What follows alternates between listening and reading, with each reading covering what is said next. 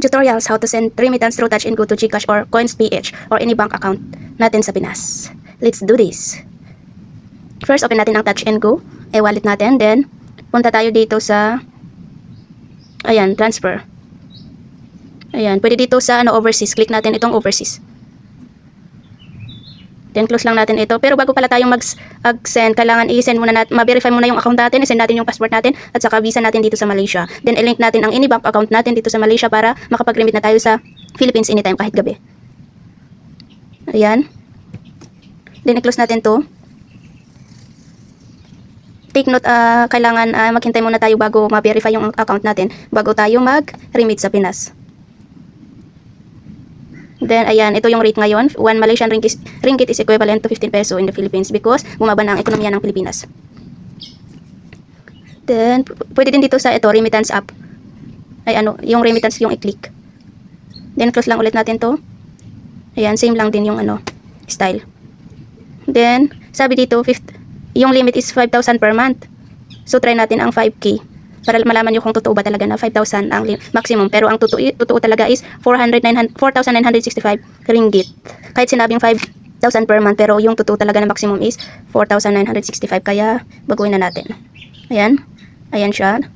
74,475 yung 4,965. Then just click continue. Then piliin mo dito kung e-wallet, bank transfer, or cash pickup. Sa akin sa e-wallet, sa Coins.ph.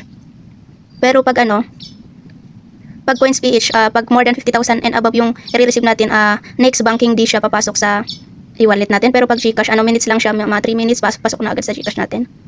Ayan, may transfer fee natin, ringgit, kaya magiging 4,975. Ayan siya. Then, just click next. Sa akin, itong e-wallet ko na Coins.ph. Dati sa e-wallet GCash ko ako na nag-send. Kaso, mahal ang doon. Pag ito-transfer ko sa bank account ko para mag-savings o mag-time deposit. 15 pesos every transaction. So, sa Coins.ph na lang ako, piliin ko na lang ang peso na kahit next banking day yung pagpasok niya. Pero at least may zero fee pag magta-transfer ka sa any bank account. Then, piliin lang natin I am the sender. Piliin ang purpose of payment. Sa akin, salary. Scroll lang natin pataas. Ayan, masasabi pala purpose of payment. Sa akin, personal savings. Then, source of fund, salary. Then, ulit-ulitin lang natin yung source of fund. Source of fund para mag-highlight yung continue. Kasi minsan, hindi siya nag-highlight kaya kailangan natin ulit-ulitin. Nangyari sa akin before, hindi siya mag-highlight. Naghintay ako ng 2 days, hindi pa rin mag-highlight. Then, ngayon ko lang nalaman na kailangan mo palang ulit-ulitin bago para mag-highlight yung continue. At ito na nga, nag-highlight. Then, click lang natin itong continue. Ayan. Then, kukunin nila ang information natin. Your information will be used to provide you with a better and more personal experience. Then, i-click natin itong box. I have read the terms and condition of the remittance. Then, just click agree. Then, i-allow lang natin ito. Kung gusto nyo Then, i-check lang natin kung tama yung information. Ayan yung marireceive natin. Ito yung maisisend natin. Tapos may service fee na 10 RM, kaya 4,975. Then, i-click natin itong I agree to the remittance services terms and condition and privacy policy. Then, just click confirm. Pag okay na, ito yung sinasabi kong 15 and above, papasok siya within working days. Kaya hindi papasok agad sa Coins.ph ko. Then, just click pay. Then, kailangan ang fingerprint natin. Then, mai-scan pala dito yung face natin for security. Then, just click done. Ayan, you have paid. Nag-notify agad, you have paid. Ayan yung receipt natin. Then, pwede natin i-track dito yung progress.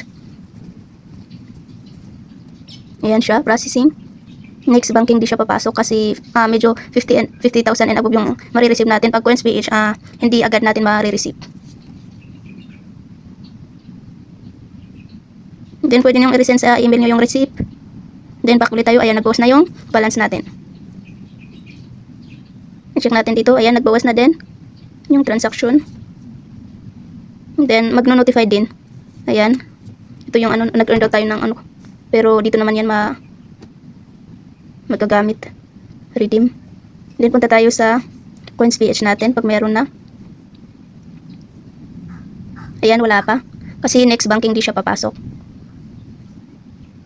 Ipaprocess pa ng Philippines Bank na ito-transfer sa Coins.ph natin. Ito yung dati naman.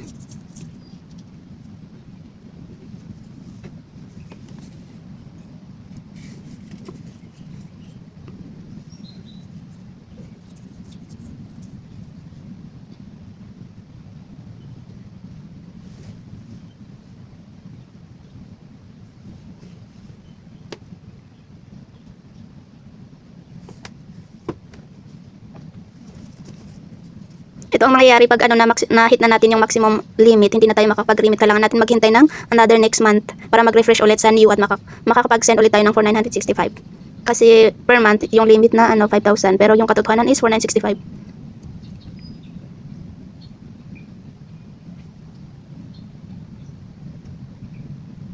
Ayan na siya, successful.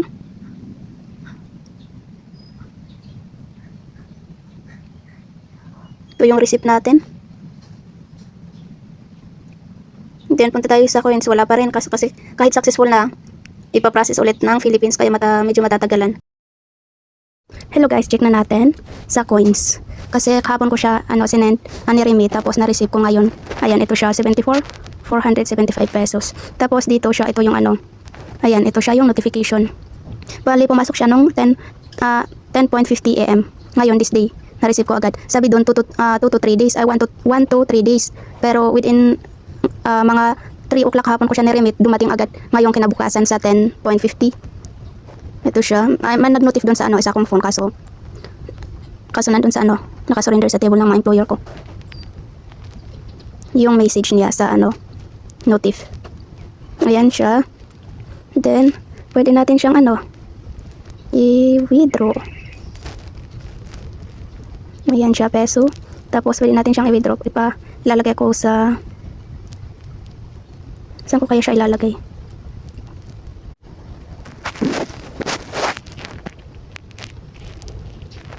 Itong kung nasa coin page natin, ita-transfer ko siya sa cash out lang natin. Transfer ko sa i-check natin kung meron ang Uno Bank. View options. Ayan yung e-wallet na pwedeng pagsendan. May Shopee Pay, Maya, Lazada Wallet, Shopee. Try natin itong banks kung meron dito. Sa remittance muna tayo. Piraha Body Pawn Shop, Pilarica Pawn Shop. Sa bank na natin, tingnan natin kung may Uno Bank. Uno Digital Bank. GoTime. Mari Bank, Maya Bank, May Bank. Tapos Phone Bank, Philtras Bank, PS Bank. Yan ang dami.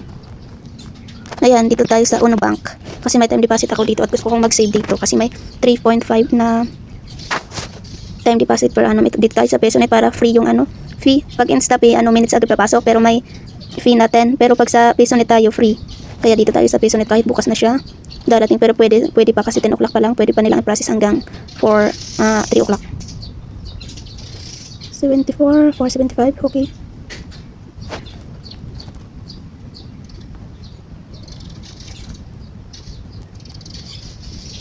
Then click next.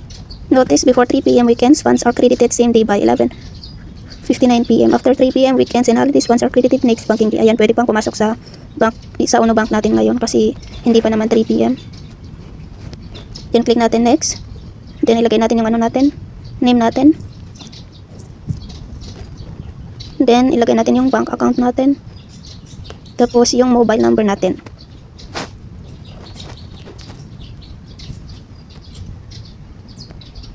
I-kopya ko muna yung itong kinopya ko yung account number.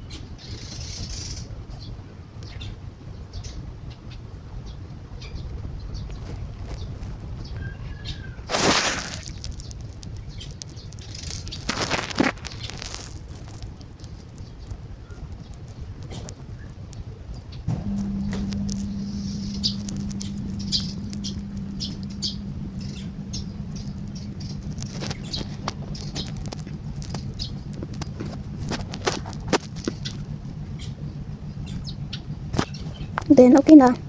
Hintayin lang natin na pumasok sa Uno Bank account natin. Ayan, pumasok na sa Uno Bank account ko. Dito ko siya in-invest kasi may interest akong ma-receive everyday. Kaya dito ko siya sinend. Yun ang dahilan kung bakit Touch and Go to CoinsPH ang pinili ko kasi pag Gcash may 15 fee na transaction pag i-transfer ko sa Uno Digital. Pero pag sa CoinsPH, pag pinili mo ang peso net, zero fee yung transaction, kaya exact amount. Yun lang, thanks.